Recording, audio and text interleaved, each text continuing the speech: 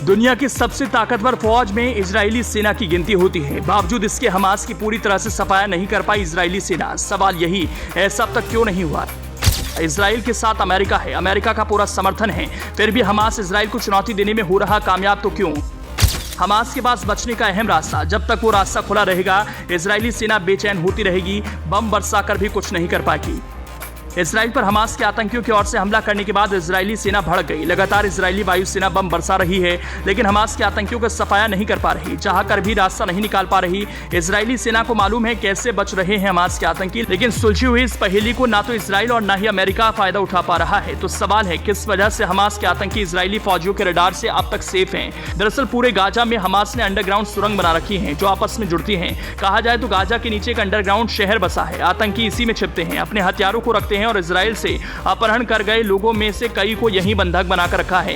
Israeli वायुसेना इन सुरंगों को ध्वस्त करने में लगी है। इजराइल को लगातार अमेरिका के बने बम मिल रहे हैं। हालांकि अमेरिका के पूर्व अधिकारियों का कहना है कि इन सुरंगों को ध्वस्त करने के लिए इजरायली जमीनी बलों की जरूरत होगी। इजरायली फोर्स ज्यादा से ज्यादा सुरंगों को बर्बाद करना चाहती है। गाजा में हमास की सुरंगों को नष्ट करना इजराइल का एक प्रमुख मकसद है, क्योंकि इसके जरिए आतंकी हमास कमजोर होगा। हमास के हमले के बाद बाइडेन प्रशासन ने कहा कि वो इजराइल को ऐसे किट दे रहा है जो उसके सामान्य हथियारों को गाइडेड बम बना सके, जो जमीन के नीचे छिपे टारगेट को भी मार सकता है। इन हथियारों का लक्ष्य है कि इजरायली सेना सिर्फ आतंकियों को ही निशाना बनाए और आम लोगों को कम से कम नुकसान हो। मई में प्रशासन ने इजराइल को करीब 74 करोड़ डॉलर के सटीक मार करने वाले हथियारों की बिक्री को हरी झंडी दिखाई थी। इन सुरंगों को ध्वस्त करने के लिए इजरायली सेना बंकर बस्टर JBU 28 बमों का इस्तेमाल भी कर सकती है जो उसके पास है। इन हथियारों को ऐसे डिजाइन किया गया है जो जमीन के नीचे गहराई में कंक्रीट के बने लक्ष्य को भेद दें। हालांकि इससे बड़े गड्ढे बन जाते हैं। इजरायली सैनिक अपने बंधकों को छुड़ाना चाहते हैं, जिसमें अमेरिका उनकी मदद कर रहा है। इसके साथ ही इजराइल के पास सुरंगों का पता लगाने की भी तकनीक है। फिर भी एक्सपर्ट्स मानते हैं कि इजरायली सुरक्षा बलों के सामने गंभीर चुनौती पेश करेगा। कहा जा रहा है सुरंग के अंदर बैठे हमास आतंकियों की एक बड़ी संख्या इस एयर स्ट्राइक में बच सकती है। माना जा रहा है कि हमास ने इनके अंदर खाने पीने का सामान रखा होगा, ऐसे में उनके बाहर आने का भी कोई खास कारण नहीं। एक दशक से ज्यादा समय से गाजा की सुरंगें हमास के लिए महत्वपूर्ण साबित होती रही।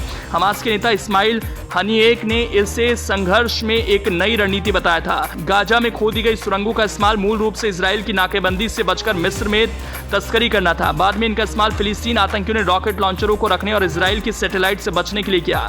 इजरायली सेना के मुताबिक इन सुरंगों में भंडारण कक्ष, जनरेटर, कमांड सेंटर और हथियार हैं। इनके दर्जनों दरवाजे हैं जो आम लोगों के घरों से लेकर नागरिक भवनों में खुलते हैं।